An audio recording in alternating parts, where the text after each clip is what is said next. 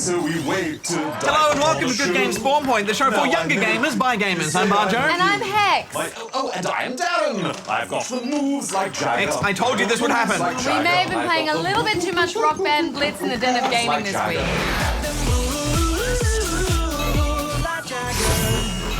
I don't need to try to control you. Look D.A.R.R.E.N. into my eyes. Shut up. D.A.R.R.E.N. Shut up, D.A.R.R.E.N. Shut up. Also this week, we're going to meet a family who not only play games together, but they make games together.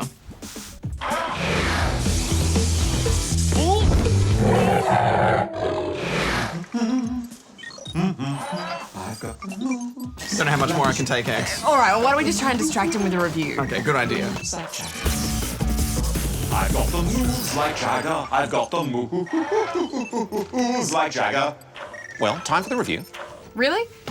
Okay, well, we love a good city building game here at Spawn Point, and we're pretty big fans of The Simpsons too. And now we have the two combined in The Simpsons Tapped Out. The game starts off with a scene that could be taken straight from the show. That should speed things up. Homer is goofing off at work playing his MyPad when the nuclear plant blows up and wipes Springfield off the face of the earth. Uh-oh.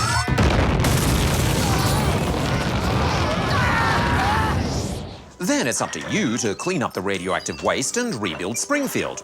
At first, the only character you have is Homer, but then you build certain buildings and more characters from the cast are introduced. For example, Flanders shows up when you build his house. So that's where buildings come from. I know him.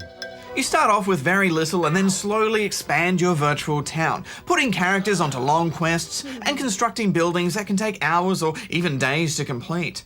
Then once they're done, you simply tap on them and bundles of XP and cash come flying out. You can also visit your friends' virtual Springfields once a day and help out collecting a bit of money. And that's pretty much it. Yeah, it's a free-to-play game, but everything you do takes ages. But of course, you can spend donuts to make it happen instantly. The kicker is donuts take forever to earn unless you purchase them for what is actually a very big amount of real money. Yeah, it's always a fine balance, isn't it, with free-to-play games and getting how much you pay and how much you get for free, right? And I think this game does it in a very mean way because it makes it unplayable and boring for hours and hours or even days to encourage you to spend real money on virtual donuts. But I just think that's unfair and mean. Yeah, I'm with you on that, Bajo. I mean, you can plant a crop of corn in Cletus's farm that will take 90 days to grow. I mean, where's the fun in waiting 90 days? What kind of gameplay is that? What madness is this? Well, personally, I've been running this game at a vastly increased clock speed, and at 1 trillion times the normal speed, I found it somewhat enjoyable. You know, leveling up, unlocking new characters and buildings, designing my Springfield. I'm quite enjoying it. Well, that's all well and good, D.A.R.R.E.N., but us humans have to play it at the regular pace, and I don't know, I mean, I guess they have done a good job of getting the look and feel of it right, and they're very aware of the kind of game they're making. It's got lots of self-referential jokes. This happy little elf game is so stupid. You tap and wait and tap and wait. And for what? So your pretend town can have more pretend flowers than your pretend friends? What a colossal waste of time. Well, I just thought this game was really dull, so I'm giving it 3. I agree, but I agree more, so I'm giving it 2. I found it somewhat enjoyable. I give it 6. All right, guys, well, I'm off to read the news. Now, D.A.R.R.E.N., we have to talk about this unsolicited score giving that you're doing.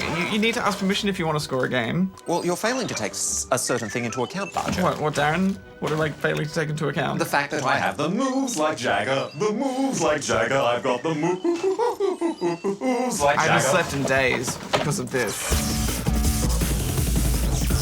Hex here with all the news from the gaming world. To celebrate Kirby's 20th anniversary, Nintendo gathered 536 people together to set a new world record. The record was for the most people simultaneously blowing bubblegum bubbles, with the participants having to blow and hold the bubbles for 30 seconds. The successful attempt shattered the previous record of 304 people set back in 2010. The Museum of Art and Design in New York recently held an exhibition to bring to life weird game ideas by Katamari Damacy creator Kita Takahashi. One was a room where you could play Pac-Man across all 4 walls and a ceiling. Another was a 2D platformer in which you had to run from screen to screen to keep up with your character, and a game in which you threw balls at your opponent like throwing fireballs in Street Fighter.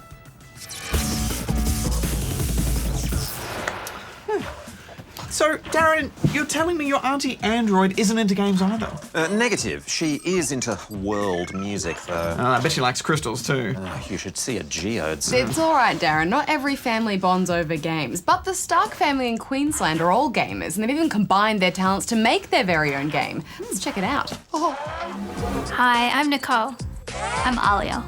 I am Kari. I'm Barlett. I'm Jason.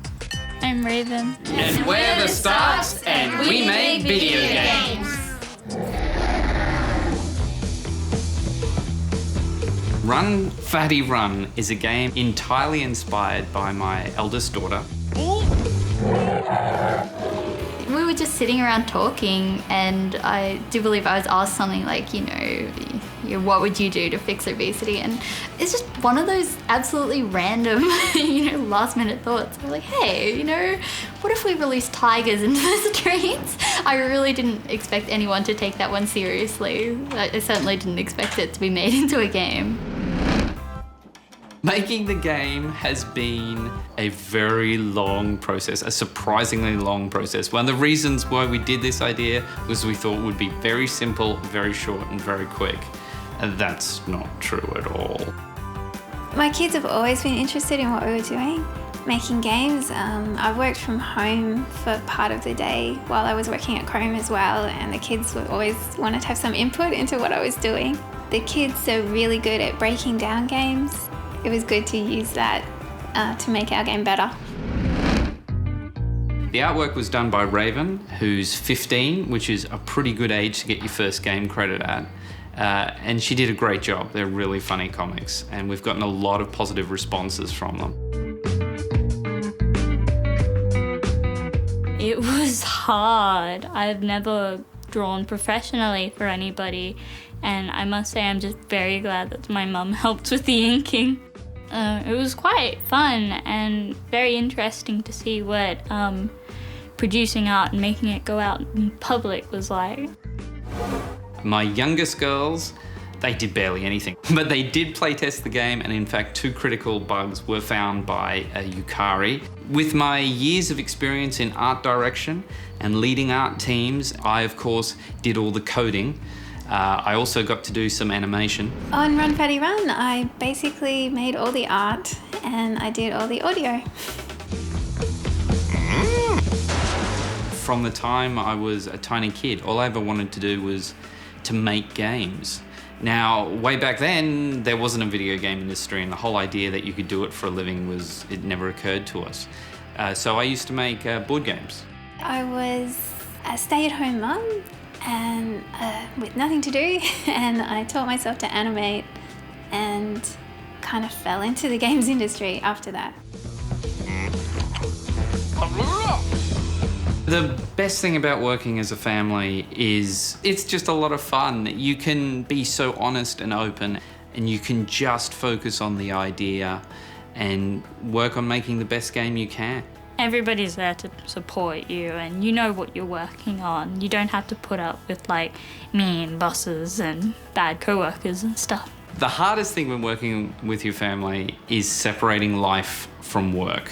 And it'll be like Saturday morning, you're going to the beach, and while you're driving to the beach, all you can do is talk about the latest game level that you just built. And you have to draw a line and say, please stop. It's not work time anymore. This is fun time. I feel really lucky to be part of a family where playing games is no big deal. It just feels like something I do and something that's fun and enjoyable. My advice for spawnlings who want to make games is be prepared to work hard and be really patient, but follow your dreams.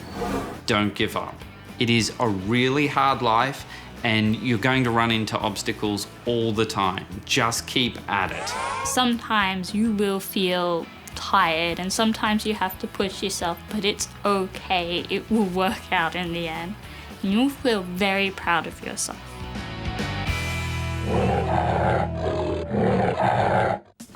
Maybe we We should build our own game, Hex. Oh, would we have time? We're so busy playing them all the time. Yeah. Speaking of time, we have to go answer some questions at the Ask Good Game Desk. Let's go! I can do all the songs. No. I've got my own recording studio. No. I've also got the moves, like Jagger. No. You know, the moves like Jagger. I've got the moves like Jagger. Shut up, Darren. Shut up. Shh. It's a very important part of game design. Reverse polarities, inverse polarities, carry... What are you working on over there? Just carrying the 7. What is all this? This is something I've been working on for a very long time, Hex, for years. It's really my life's work. It's a Darren impersonation device. Yeah, give me a go. Okay, let me just set it up. Yeah. All right. Hi, I'm Darren, and I'm a big noob. What? Yeah. Give me a go. Great. It's pitch perfect. Hi, I'm Darren. I think I can sing, but really I can't. He does say that sort of stuff. He does think he can sing. Awesome. All right, well, we should get on with some questions. Yeah. And actually, first up, we've got this card that was sent in. It's from Colby, who is from somewhere. To Gigi.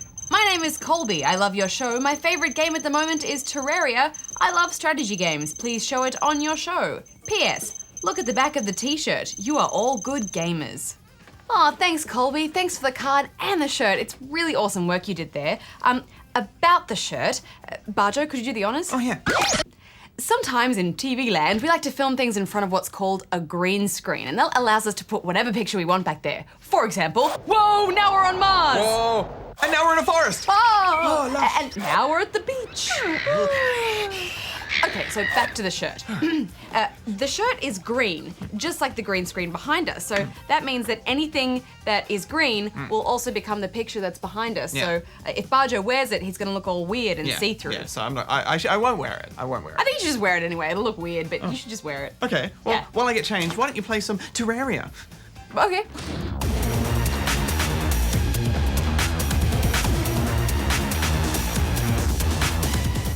Love Terraria. Oh, wow. You look great in that t-shirt. It's a bit small, I think, Hex. Okay, so here's Bajo in the green t-shirt with the green screen behind him. Let's see what it looks like. Green screen on. Woo! That's crazy. Green screen off. Green screen on. And green screen off. I can't breathe, Hex. Okay, well, let's go to the next question. It's from a mystery viewer in Bubble Land, Victoria. Green screen on. Hi, GGSP. I was wondering if you could show me a review on Blur, the car racing game, because my friends said it was a good game, and I was wondering if you could give me your opinion. Bajo, you're awesome, Hex, you're cool, and Darren is alright. P.S. Well, we can't show you a full review of Blur here, but we did review it way back when it came out on our other adult show, which means you can actually watch that review on our website, if your grown-ups are okay with that. But we promise there's nothing unsuitable in that review for smallings. No, but very briefly, we enjoyed it. It's a fun Mario Kart-style racer with power-ups and real cars. It looks good and it plays well. I think I gave it 8, Hex. Yeah, I gave it a 7, so 7? a healthy score there. But moving on to this one from Mel in Hobbiton, Queensland. What a safety score. Hobbiton! I'll give everything 7. I really love LOTR, Lord of the Rings, and was wondering what the release date is for Lego Lord of the Rings. Hobbit for life! Thanks! Whee! That's easy enough, Mel. The release date for that has been confirmed for the 31st of October, so just a little over a month away. But just to make the wait a little bit more bearable, here's a quick peek. A quick peek? Yeah, it's like a quick peek, but it's slightly quicker.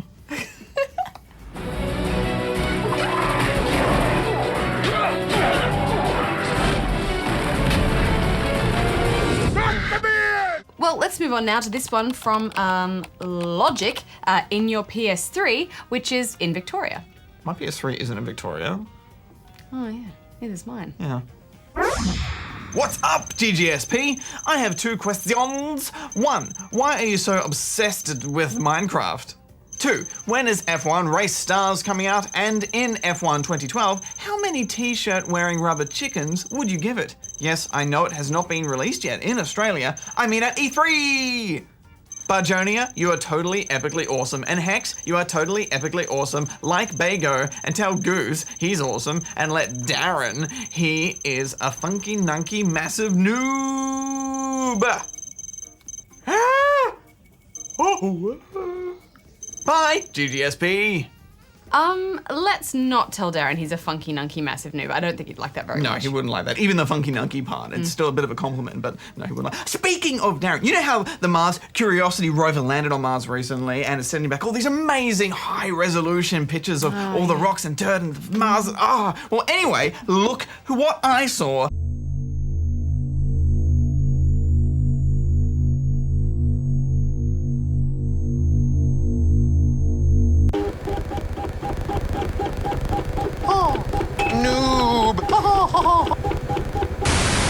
Busted Custard. What? He's photobombing every single picture that Curiosity is trying to take. NASA worked really hard to get the Curiosity there, and D.A.R.R.E.N's right? just hanging out in his deck chair. Yeah, the last thing we need is high-resolution pictures of D.A.R.R.E.N. All right, well, thanks, Logic, for your question. We're certainly big fans of Minecraft, and it's just a great sandbox world full of heaps of fun and creative possibilities. But we probably talk about it a lot because of the fact that, well, so many spawnings are really, really obsessed with it. Yes, in fact, I'd say almost half the questions we get are about Minecraft, and sometimes it's hard to find a question that's not about Minecraft. But hey, we're here to answer your questions, and if you guys want to talk about Minecraft, then we'll happily talk about Minecraft forever, or at least a little bit.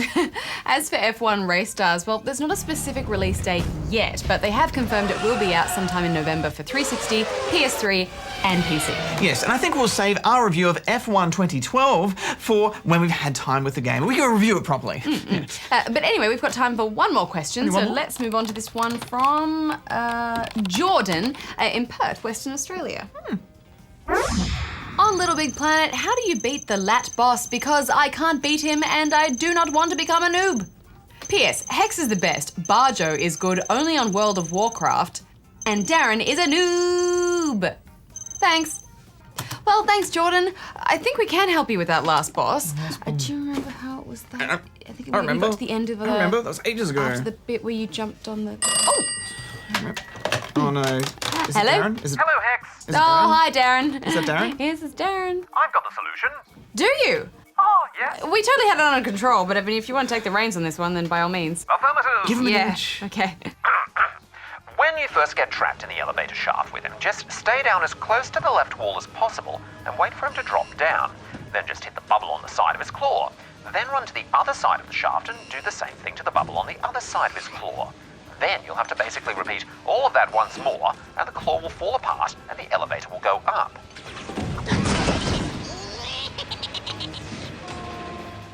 Then, when you're up against this big machine, you first of all need to hit the bubbles on the side of his claws. Be careful not to get hit by the little robots he drops.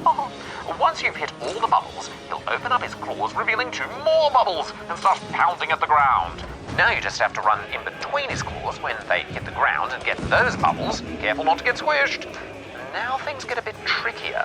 His claws will drop off and he'll open up, revealing a few more bubbles. Quickly hit all 4 of them. Then he'll pound the ground and cause a whole heap of deadly balls to fall down. Avoid those and he'll open up his arms and start shooting out more deadly balls. But just stay directly in front of him and he won't be able to hit you. Then he'll pound the ground again and cause this thing to fall down. Quickly jump up onto it and you'll be able to reach the final bubble on his head.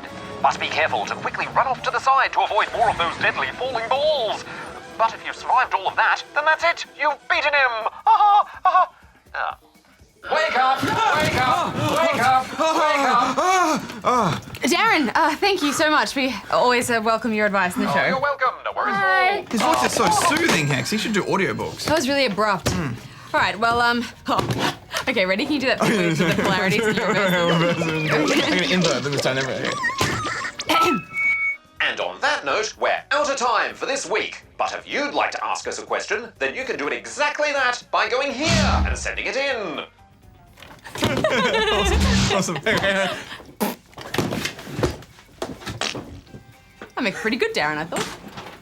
Don't you think, Bajo? I make a good D.A.R.R.E.N? Awesome, D.A.R.R.E.N. Yeah. Much better than the real one.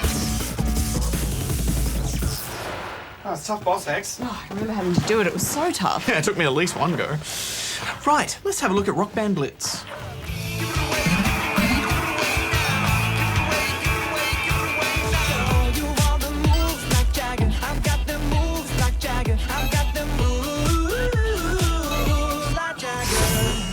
Band Blitz is a brand new take on the franchise, but this time it's a strictly controller-controlled affair. Which means there's no microphone. Nope. And no singing. No, but that didn't really stop you, did it? Negative. If you feel like Darren, it's not recording your voice. There's no reason for you to be singing right now. I swear I'll behave. I'm doing the vocal bit with the controller. Now, this game is actually a throwback to developer Harmonix's first two games, Amplitude and Frequency. Yeah, songs are split up into lanes that represent the different instruments, and each lane only has a left and right note, so the note charts are more of a rough interpretation of each part. Although it's quite surprising how much it feels like you're playing the part with just those two notes.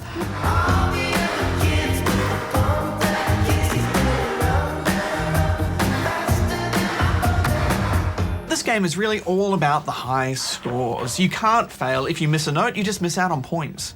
And if you play well for a while, you'll fill up the Blitz meter and activate Blitz mode, speeding up the lanes and giving you some extra points. But the key to getting high scores is to continually swap between lanes, raising each multiplier up before you hit checkpoints.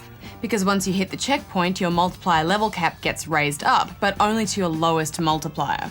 So if you raise every lane to the highest possible multiplier between a checkpoint, then your level cap will increase by 3. But if you haven't increased a multiplier on a lane, then your level cap will stay put, holding you back from potentially much higher scores. There is a bit of strategy in picking which song to play and when. Do you focus on one track at a time until each is at the highest multiplier? Or do you swap around like mad and try to raise each one a little bit?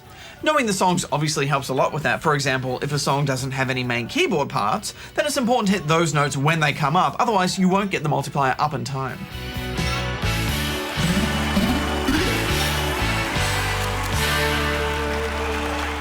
This is what I enjoyed most in the game, that strategy. Yeah, it's definitely fun, but you know, with games like Rock Band and Guitar Hero, you really got into that zen state as you became absorbed in the part you're playing. But here you're constantly having to, switch between parts, so I never really quite got into that groove. Each song you complete earns you both Rockstar cred and coins, and as you earn more cred, you'll unlock a bunch of power-ups you can use during a song, but each one costs a bunch of coin every time you use it. Yes, and finding the right combination of power-ups is key to climbing up that leaderboard. And if you have friends playing the game, you can see what scores they've earned as well, and that eggs you on a bit. I like that kind of stuff. Yeah, but as fun as chasing friends on a leaderboard is, I would have liked some form of proper, actual multiplayer. I mean, music games have always been about getting friends over and all having a go together. But, you're forever alone here. Anyway, what did you guys think of the all-important song list? I thought the 25 songs had a good mix of tracks from just about every genre. And there are definitely some classics with songs from Queen, the Chili Peppers, Elton John, and Tears for Fears.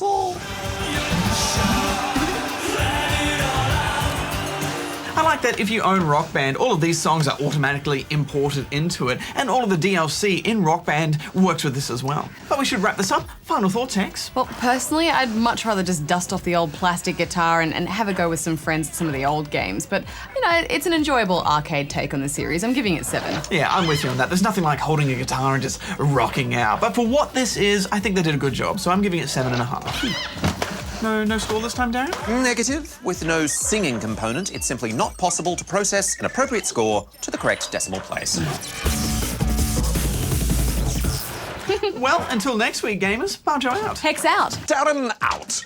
Okay, so we need to figure out a name for our band, because then we'll solo. know what kind of band we'll have. I'm going to solo Unplugged album. Well, the name is obvious. It should be Can't go Darren and the solo. GGs. That's actually pretty good. Pretty good name, Yeah, actually. Darren and the GGs.